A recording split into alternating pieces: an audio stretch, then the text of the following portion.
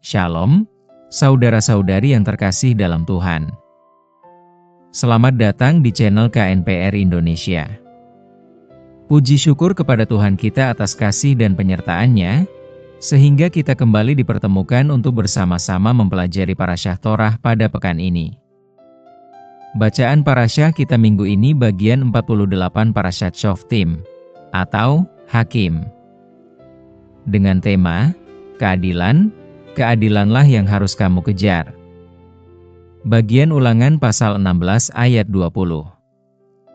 Pembacaan Torah pada bagian Ulangan pasal 16 dari ayat 18 sampai pasal 21 ayat 9. Bagian Haftarah pada Yesaya pasal 51 ayat 12 sampai pasal 52 ayat 12.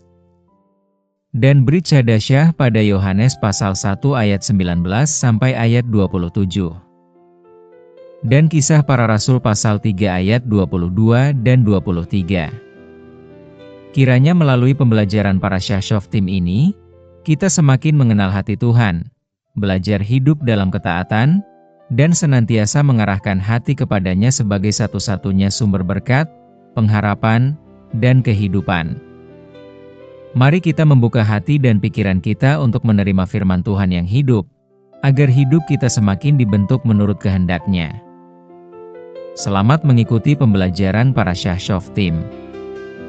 Tuhan memberkati kita semua. Shabbat Shalom.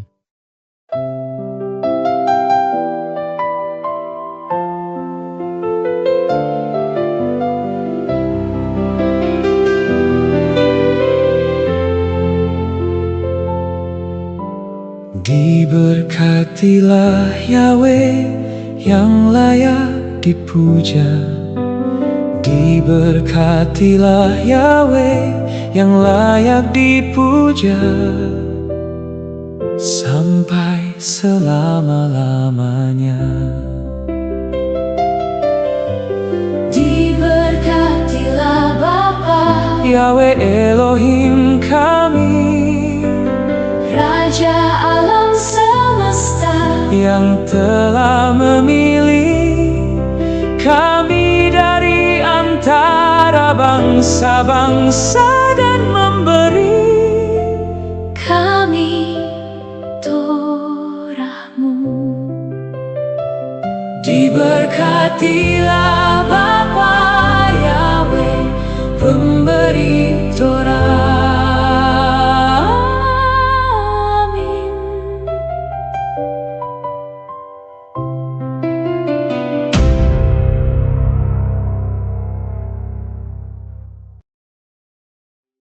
Mari kita mulai dari bagian Parasyat Shoftim yang dimulai dengan perintah bahwa orang Israel harus mengangkat hakim yaitu Shoftim, dan petugas, yaitu Shotrim, di semua kota bertembok yang dibagikan kepada suku-suku.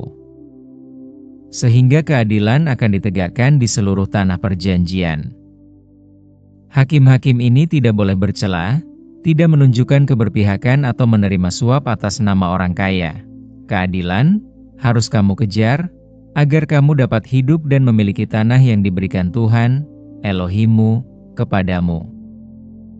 Dalam hal ini berarti bahwa setiap kota di Israel harus memiliki pengadilan dengan hukumnya sendiri dengan kekuatan polisi untuk menegakkan keputusan para hakim yang ditunjuk. Inilah yang kita lihat sewaktu Yahshua HaMasyiah ada di muka bumi ini. Ia selalu dimata-matai oleh para Shotrim untuk mendakwanya di muka para hakim, Sanhedrin.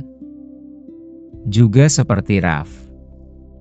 Shaul atau lebih kita kenal dengan nama Paulus meminta surat untuk menangkap para pengikut jalan Tuhan, atau Dereh Yahweh, untuk dihadapkan ke pengadilan. Shoftim. Dalam parsya ini kita menemukan satu-satunya bagian di seluruh Torah di mana Musa secara eksplisit mengidentifikasi dirinya sebagai seorang nabi Tuhan. Selain itu, ini juga satu-satunya bagian di mana Musa mengidentifikasi kedatangan Mesias sebagai seorang nabi sepertinya, Ulangan 18 ayat 15, dan Yohanes 6 ayat 14. Perhatikan lebih lanjut bahwa nabi yang akan datang pastilah orang Israel, dari saudara-saudaramu. Dalam Perjanjian Baru kita membaca bahwa Soferim, atau ahli Torah, telah mengirim delegasi untuk menanyai Yohanes Pembaptis, menanyakan dua pertanyaan kepadanya. Apakah kamu Elia? Yohanes 1 ayat 21. Ini merujuk pada nubuat Maleakhi 4 ayat 5, bahwa Elia akan datang sebagai utusan sebelum kemunculan Mesias. Sampai hari ini orang-orang Israel di seluruh dunia masih menyediakan secangkir anggur untuk Elia untuk mengantisipasi kedatangannya sebagai pelopor Mesias. Apakah kamu nabi? Yohanes 1 ayat 21. Ini merujuk pada nubuatan Musa bahwa Tuhan akan mengirim seorang nabi. Ulangan 18 ayat 15-19.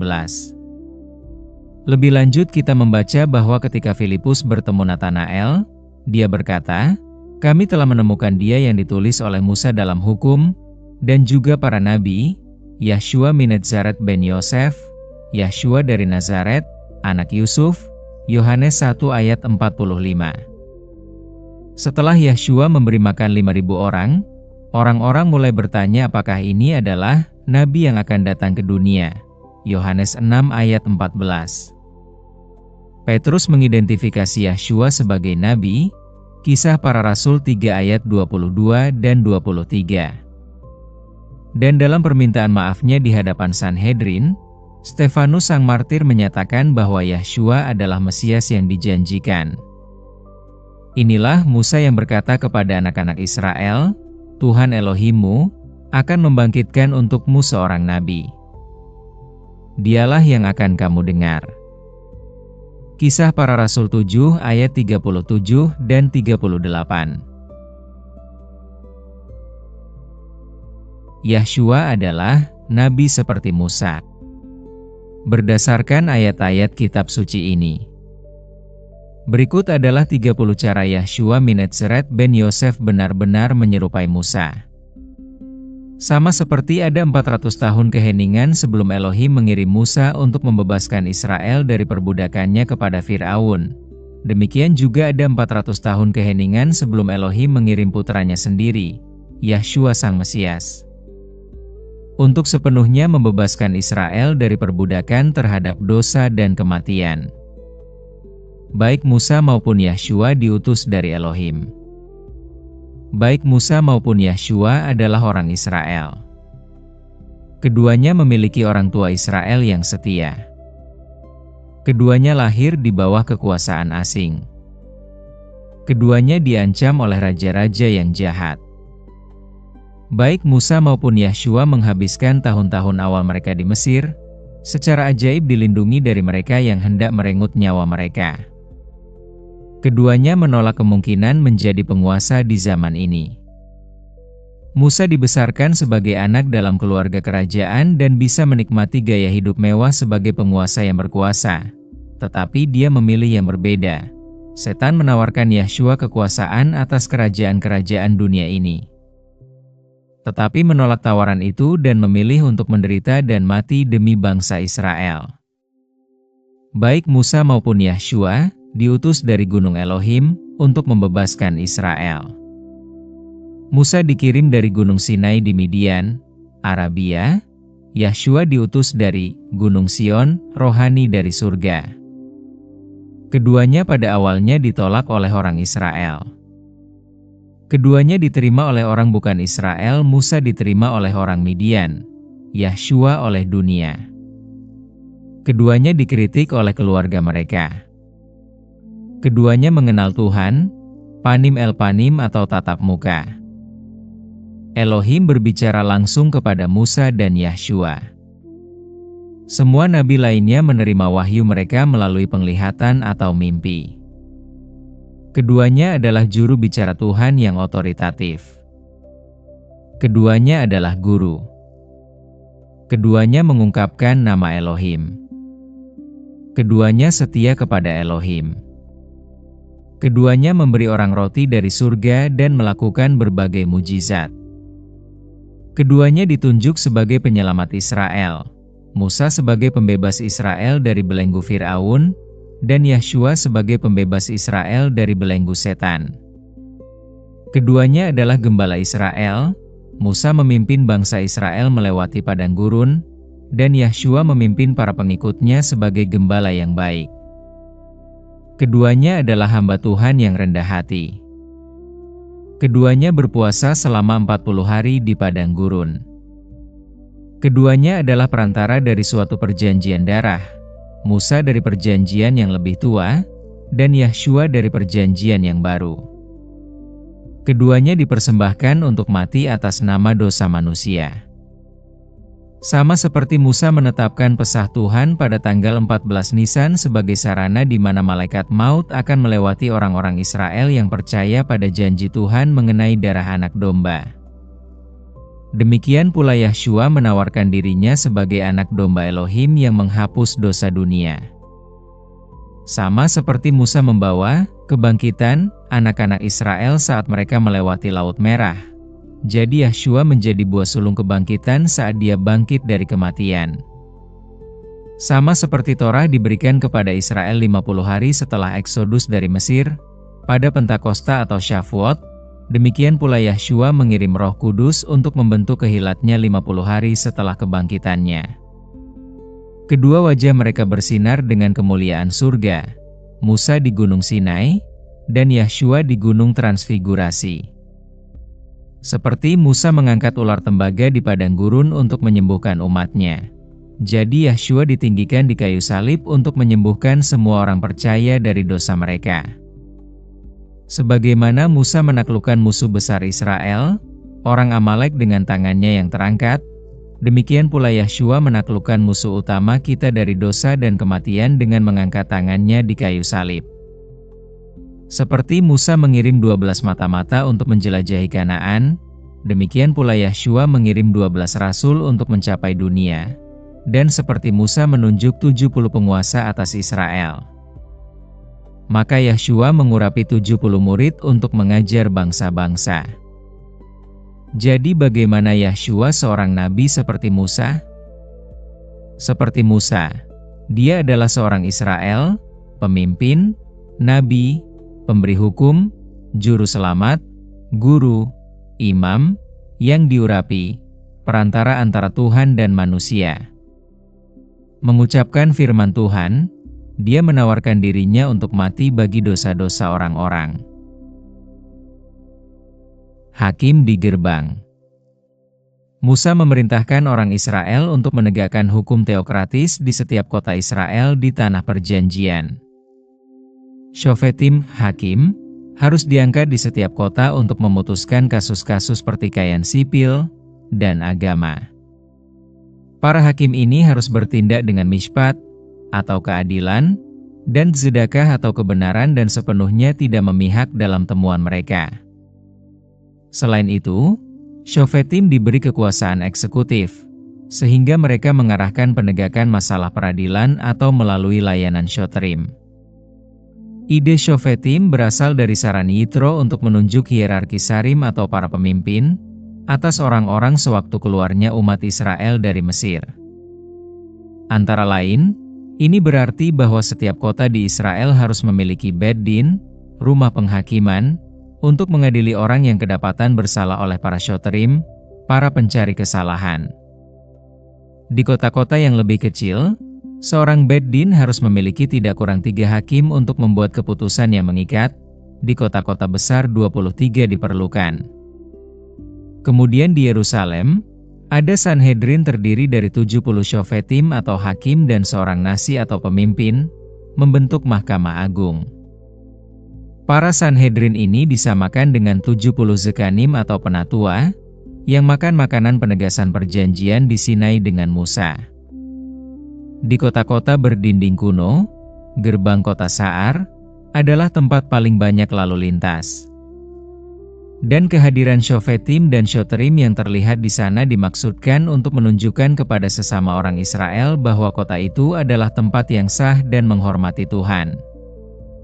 Larangan lagi bentuk-bentuk penyembahan berhala, misalnya, pohon Asyera dan Matzeifah, monumen batu atau pilar berhala.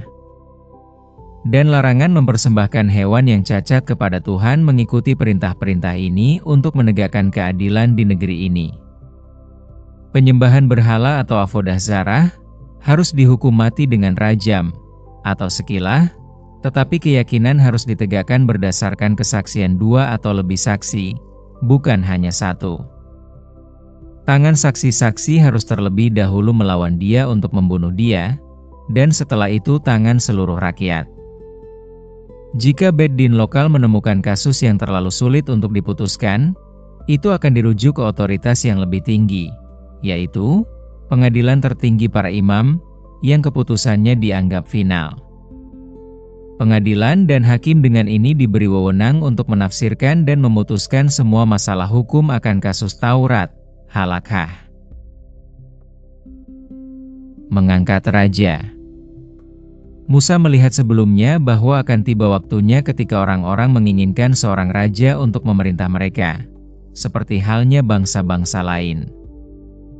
Ketika ini terjadi, raja harus menjadi orang Israel yang dipilih oleh Tuhan yang tidak menyalahgunakan kekuasaannya untuk mengumpulkan banyak kuda, memelihara harem, atau mengumpulkan banyak kekayaan. Dia harus secara pribadi menulis salinan Torah yang sempurna yang harus diverifikasi oleh para imam, sehingga dia akan takut akan Tuhan dan taat Torah selama seluruh pemerintahannya. Sekitar tahun 1450 Masehi, masa Musa pengangkatan raja di Israel di tahun 1050 Masehi.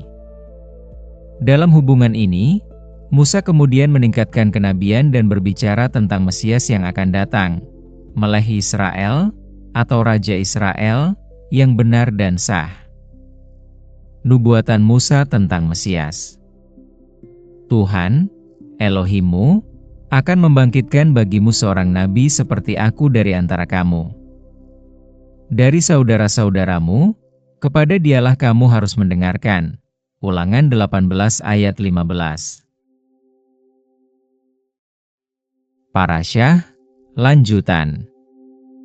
Setelah Musa memberikan nubuatnya tentang nabi yang akan datang, dia mengulangi beberapa tugas orang-orang terhadap Kohanim atau imam, dan orang Lewi, termasuk hadiah yang disisihkan dari hasil panen petani.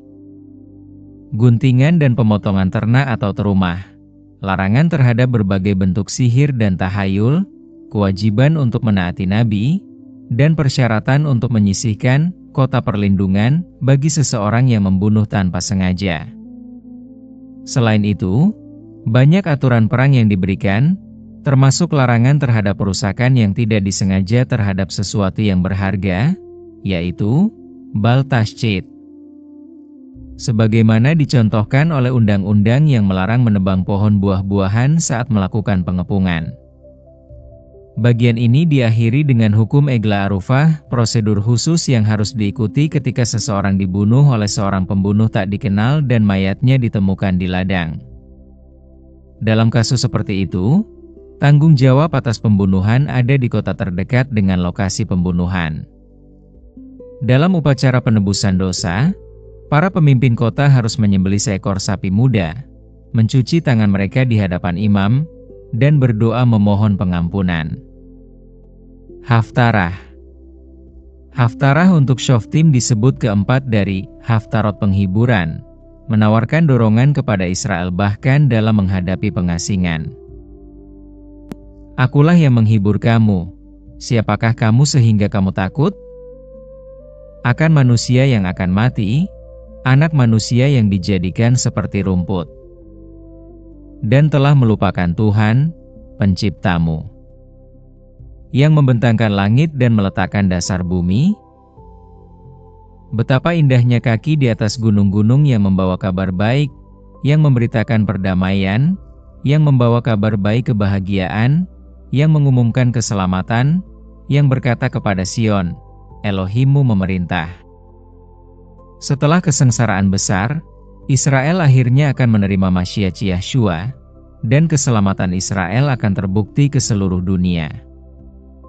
Beberapa orang bijak Israel mengatakan bahwa referensi ke kaki utusan itu berkaitan dengan pelembagaan kembali Shalos Regalim, 3 festival ziarah utama, Pesach, Shavuot dan Sukkot, ketika orang-orang Israel akan melakukan perjalanan bukit-bukit Yerusalem ke Bait Elohim untuk menyembah Yahweh. Bagaimanapun, ketika Yahweh kembali ke Yerusalem dan seluruh Israel diselamatkan, semua Moedim akan dengan jelas mengungkapkan bagaimana Yahshua adalah pemenuhan kenyamanan dan keselamatan mereka. Brit Chadasyah. Bagian dari Injil Yohanes mengingatkan dua pertanyaan yang diajukan oleh Soferim atau ahli Taurat kepada Yohanes Pembaptis. Apakah kamu Elia? Ini merujuk pada nubuat Maleakhi, bahwa Elia akan datang sebagai utusan sebelum kemunculan Mesias. Sampai hari ini orang-orang Israel di seluruh dunia masih menyediakan secangkir anggur untuk Elia dalam acara perjamuan Pesah, untuk mengantisipasi kedatangannya sebagai pelopor Mesias. Apakah kamu nabi? Ini merujuk pada nubuat Musa bahwa Tuhan akan mengirim seorang nabi seperti saya. Jawaban Yohanes adalah bahwa dia adalah suara orang yang berseru-seru di padang gurun, yang diutus untuk bersaksi kepada Mashiach Yahshua, yang saat ini berada di tengah-tengah mereka. Bagian dari kitab Kisah Para Rasul mengingat pesan Rasul Petrus yang diberikan di Serambi Salomo di mana dia mengutip Ulangan pasal 18 ayat 18 dan 19 dan mengidentifikasi Yahshua sebagai nabi seperti Musa. Parasyah Shoftim berarti hakim-hakim dan terdapat dalam Ulangan Devarim 16 ayat 18 sampai pasal 21 ayat 9. Tema besarnya adalah bagaimana umat Tuhan hidup dalam keadilan, ketaatan, kepemimpinan yang benar, dan kesetiaan kepada Tuhan. 1. Bagian Torah, Parasyah Shoftim. Poin pertama. Hakim dan keadilan. Tuhan memerintahkan agar hakim dan pemimpin mengadili dengan benar. Prinsipnya, jangan memutarbalikkan keadilan. Jangan memandang muka. Jangan menerima suap. Kejar keadilan dengan sungguh-sungguh. Pelajaran yang dapat kita ambil. Iman kepada Tuhan harus menghasilkan kehidupan yang adil. Poin kedua. Menjaga kekudusan penyembahan. Israel diperingatkan untuk tidak mencampurkan penyembahan kepada Tuhan dengan penyembahan berhala. Pelajaran yang dapat kita ambil. Tidak cukup hanya memiliki sistem keagamaan, hati harus tetap setia kepada Tuhan. Poin ketiga. Raja yang dipilih Tuhan. Jika Israel memiliki seorang raja, raja tersebut tidak boleh menganggap dirinya lebih tinggi daripada umat. Tetapi, raja harus menyalin Torah, membacanya sepanjang hidupnya, takut akan Tuhan, tidak meninggikan diri, tidak menyimpang dari perintah Tuhan. Prinsipnya, pemimpin juga berada di bawah firman. Poin keempat. Imam, Lewi dan para nabi, Ulangan pasal 18. Tuhan mengatur pelayanan para Lewi dan memperingatkan Israel terhadap praktik-praktik okultisme. Kemudian muncul janji penting. Seorang nabi dari tengah-tengahmu, seperti aku ini akan dibangkitkan bagimu oleh Yahweh, Elohimmu. Ulangan 18 ayat 18. Dalam pembacaan Brit Chadasyah, bagian ini sangat penting karena dikaitkan dengan Yeshua sebagai nabi seperti Musa. Poin kelima. Kota perlindungan, Ulangan pasal 19. Tuhan menyediakan kota perlindungan bagi orang yang membunuh seseorang tanpa sengaja. Ini menunjukkan keseimbangan antara keadilan dan perlindungan di pemeriksaan fakta. Poin keenam. Hukum peperangan, Ulangan pasal 20. Israel diajarkan bagaimana menghadapi peperangan. Ada prinsip penting. Jangan takut, karena Yahweh menyertai umatnya. Bahkan dalam peperangan terdapat aturan yang menunjukkan bahwa kehidupan dan ciptaan tetap memiliki nilai. Poin ketujuh. Eglah Harufah, Ulangan pasal 21 ayat 1-9. Jika seseorang ditemukan terbunuh di sebuah ladang dan pembunuhnya tidak diketahui, para tua-tua harus melakukan ritual Eglah Arufah. Mereka menyatakan bahwa tangan mereka tidak menumpahkan darah tersebut dan memohon agar darah orang yang tidak bersalah tidak diperhitungkan atas komunitas. Pelajaran yang dapat kita ambil. Masyarakat tidak boleh bersikap acuh terhadap ketidakadilan dan kematian. Kedua, Haftarah. Bagian Yesaya pasal 51 ayat 12 sampai pasal 52 ayat 12. Tema utamanya adalah jangan takut, Yahweh adalah penebus umatnya. Israel berada dalam keadaan yang membutuhkan penghiburan dan pemulihan.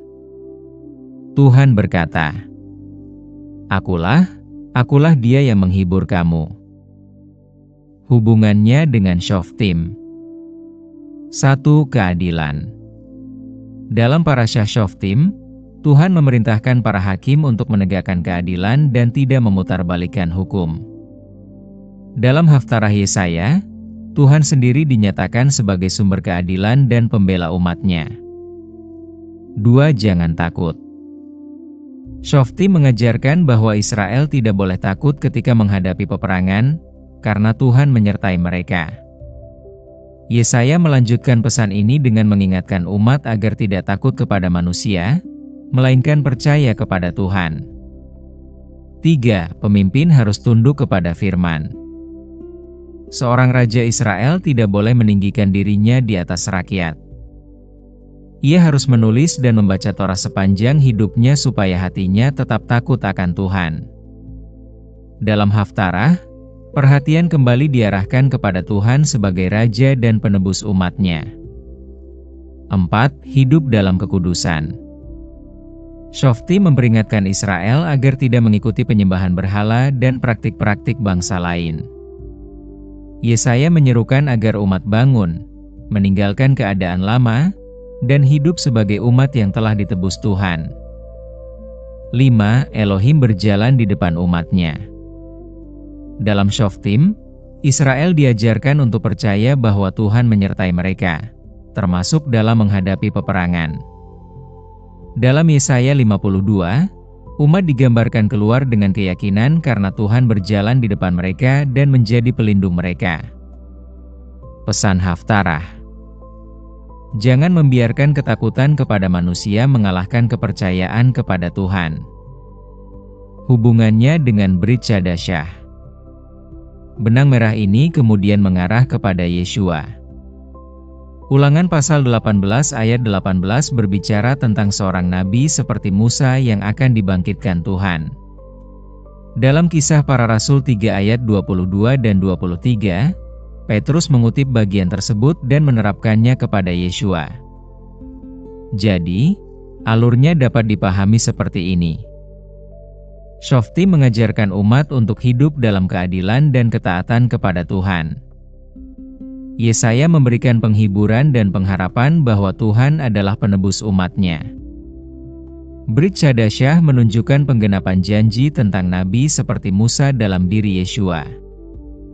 Dengan demikian, Parasyah Shoftim membawa kita dari panggilan untuk hidup benar di hadapan Tuhan menuju pengharapan akan penebusan dan penggenapan janjinya dalam Yeshua. Kesimpulan dari Parasyah Shoftim. Parasyah Shoftim bukan hanya berbicara tentang hakim, raja, imam, nabi, peperangan, dan hukum. Di balik semuanya terdapat satu pesan besar. Umat Tuhan dipanggil untuk hidup benar di bawah pemerintahan dan firman-Nya. Keadilan harus menjadi dasar kehidupan. Kepemimpinan harus tunduk kepada firman. Kekudusan harus dijaga. Ketakutan harus digantikan dengan iman. Dan pengharapan harus diarahkan kepada Tuhan, Sang Penebus. Dalam terang Brit Chadasyah, janji tentang nabi seperti Musa menunjuk kepada Yeshua, sehingga pembelajaran Shoftim membawa kita dari Torah menuju Haftarah, Haftarah menuju penggenapan dalam Brit Syadasyah. Kesimpulan keseluruhan parasyah. Shofti mengajarkan bahwa kehidupan umat Tuhan harus dibangun di atas keadilan, kebenaran, kekudusan, dan ketaatan kepada firman. Kemudian, melalui janji, nabi seperti Musa, Shofti membawa kita kepada pengharapan mesianik yang dalam kesaksian Brit Syadasyah dikenakan kepada Yeshua. Pesan utama: jangan hanya mencari pemimpin yang kuat, carilah pemimpin yang tunduk kepada Yahweh. Jangan hanya mengejar keberhasilan, kejarlah keadilan. Dan jangan hidup dalam ketakutan, percayalah kepada Yahweh yang berjalan di depan umatnya. Shoftim. Keadilan dalam kepemimpinan, kesetiaan dalam kehidupan, dan ketaatan kepada Yahweh. Shalom damai sejahtera untuk kehilat semua. Terima kasih sudah mendengarkan pembelajaran Torah minggu ini. Kiranya setiap Torah yang Tuhan berikan untuk kita, bermanfaat bagi kehidupan kita, bermanfaat untuk kemajuan rohani kita dan menambah binah dalam setiap langkah kita. Dan jangan lupa dukung terus channel KNPR Indonesia untuk saudara dan saudari kita yang rindu akan kebenaran firman Tuhan dan terutama untuk kemuliaan Bapa Yahweh, Elohim kita. Bapa Yahweh memberkati dalam Yahshua HaMashiach. Haleluya. Amen.